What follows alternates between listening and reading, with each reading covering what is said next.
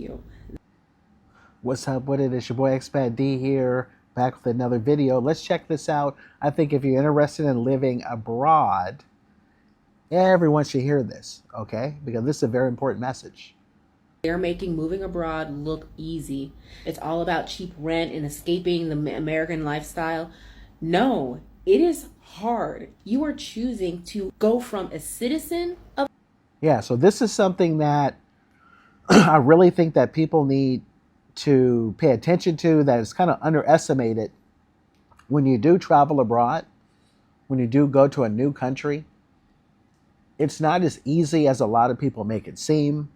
I think people get on the internet and they do spread some bad information, and it kind of goes twofold. So, in one sense, it's good to motivate someone to want to do that. And even if you go abroad and you fail, it would put you that much closer to making the adjustments that you need to make and try it again. And then you'll eventually get there. But at the same time, when you are really going and you're being irrational in how you're moving, it can be very damaging for yourself and the people around you. country to an immigrant. And an immigrant life is not stable. And a lot of people who are chasing this idea of moving abroad are only doing it because they think it's the fastest way to solve their problem. But moving abroad is going to smack you in the face with every single problem, limiting belief, or fear that you have. And as some Yeah, I tell you, one thing that gets on my nerves is particularly when people make these videos and they're like, oh, I moved abroad with only $400 or only $1,000 or, only a one-way ticket and I was broke. And, what is the point of spreading that message? What good is that going to have for the listener? Do you really recommend that they try that? Because I've seen people really waste their money and fail. Or the thing to keep in mind, and I'm someone that's done it. I've been abroad. I've been living abroad. This is my 8th year consecutively doing it. And I've also been in and out of the country since 2002.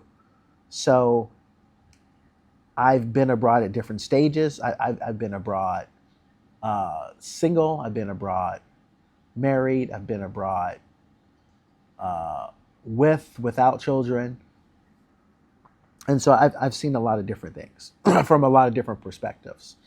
However, when you do go abroad, you really want a sustainable plan. You don't want to just rush through it. You don't want to just rush out there, because if you don't want your plan to be so bad that one mistake will cost you. That's how it was for me earlier on in my early 20s. I went abroad, and the simplest mistake cost me my whole trip. So for me, it came down to money. And it wasn't the fact that I ran out of money. It was the way I was accessing my money got messed up.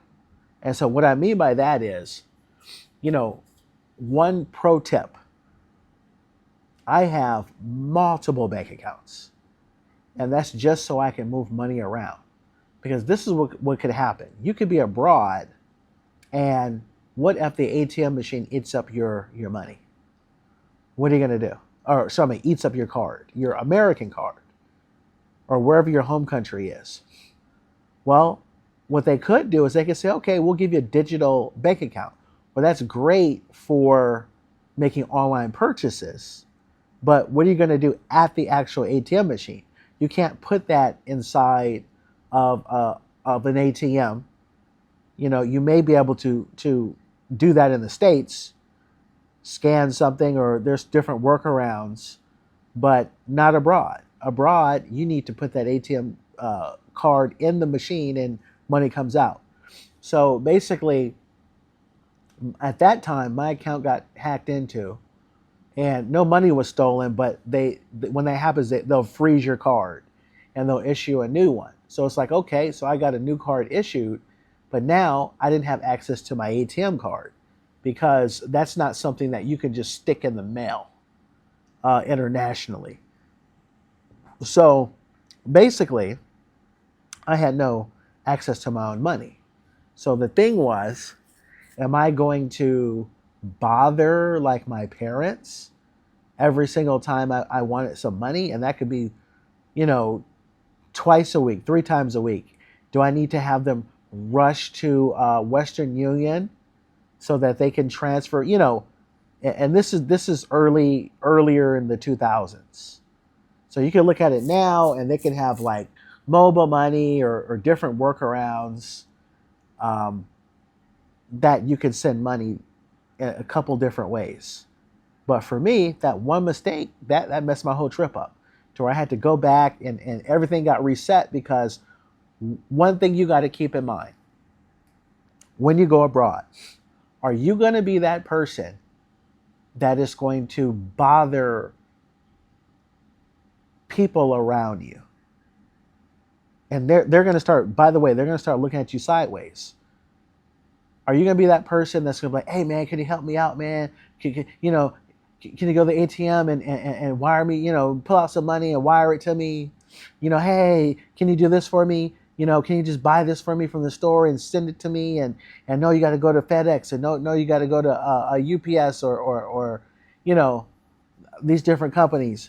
Are you? And then people are going to look at you and be like, hey, man, like I'm working. You're going to sit here and talk about how you're living the dream and basically talk mess about people that didn't leave the country. And then in the same breath, you're annoying them to run errands for you constantly. I hope you're not going to be that person. That's annoying. You want to set yourself with a plan so that you're able to handle your own business. And yeah, maybe here and there, if you need a favor or two, that's fine. But you don't want to be someone that constantly is asking for stuff from the people that's in the States or wherever your home country is.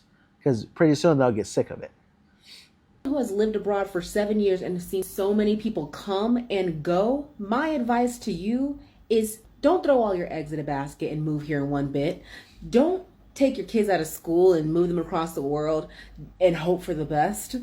Test it out. I think this is very important, and I'm one of the only people that I see that talks about this. So when you talk about kids, if you have kids abroad, keep in mind that school is not cheap. The school that my son goes to, it costs about $50,000 a year, USD, close to that. Even the lesser expensive options are like in the $20,000 to $30,000 range per year. That's like a college tuition. My school is pretty good, but I've seen a lot in foreign countries where you're paying for something that is less.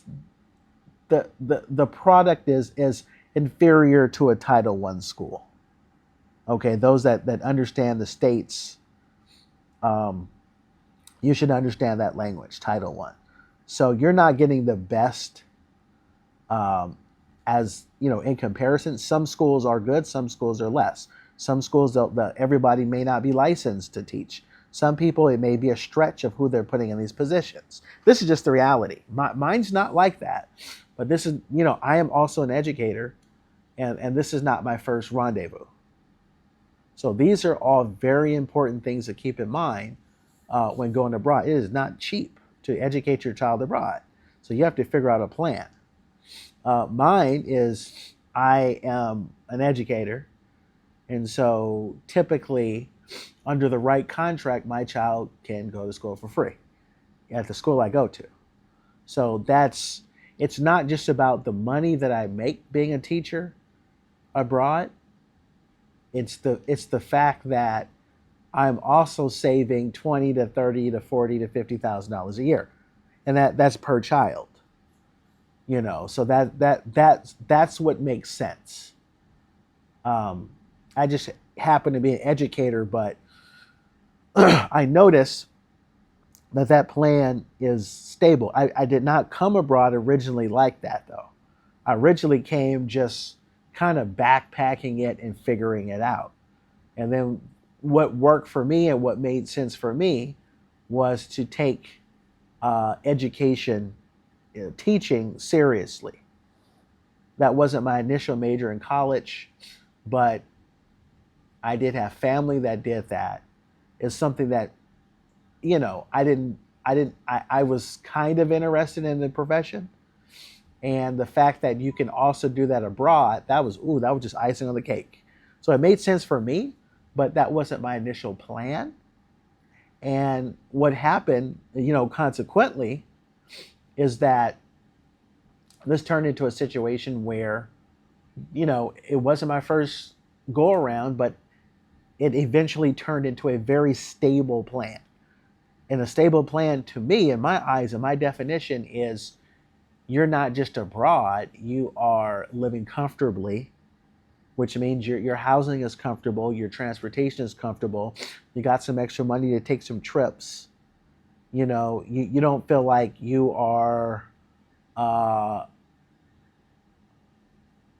it's a mentality that some people have, particularly when they're struggling in a country. They almost have, they just feel like they're barely surviving abroad. And even me, I still go back to the States. I didn't cut myself off, but I feel like that's healthy to be like, okay, I'm going to visit when I want to visit, and I'll be back when I want to be back. And that's more of a healthy balance. A lot of people don't have that. They're running around talking about like they cut America off, or like they have to burn their passport. You don't have to be that. Either you're in or you're out. You don't have to have that mentality when you go abroad. It doesn't have to be like that. It can be balanced. Give yourself a trial season. Stay in a location for 3 months. Stay in a location for 6 months. See what it feels like to have all of your time back to yourself. See what it feels like to live in a country where your body is completely at peace and ease. Because one thing I could tell you at the end of that 3-month or 6-month span, whether you decide to stay, I would say one, and I think this is some good information.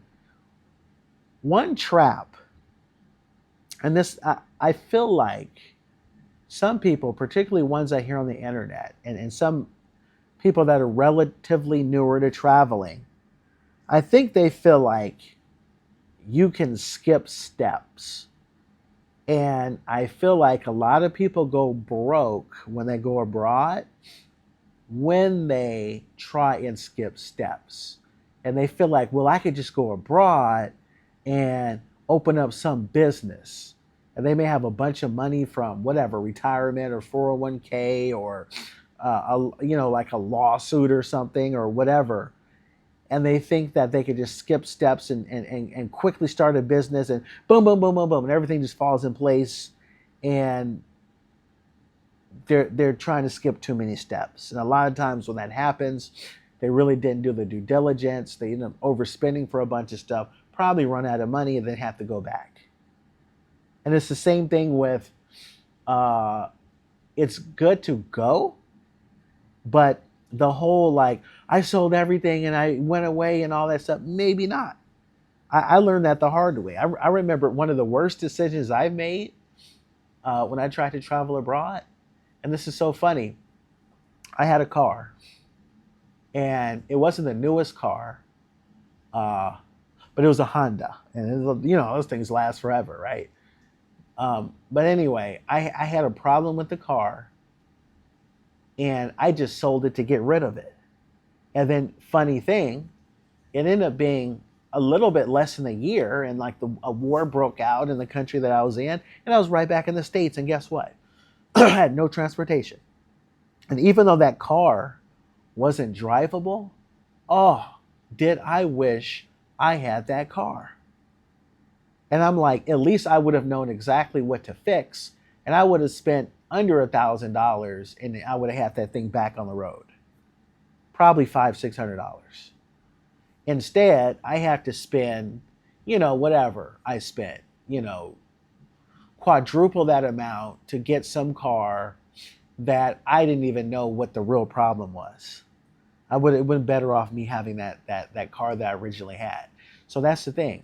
This time that I left, I still have cars in the States. I didn't sell everything. You know, you have to take baby steps until you really know that you did it, that you made it. And this is a place that you can stay at an extended amount of time, because you may not get that in the first trip. You may not. You may not get that the second time. You might not. It may be a whole process. Anyway, I'm going to stop things here, but I think this is a very good video.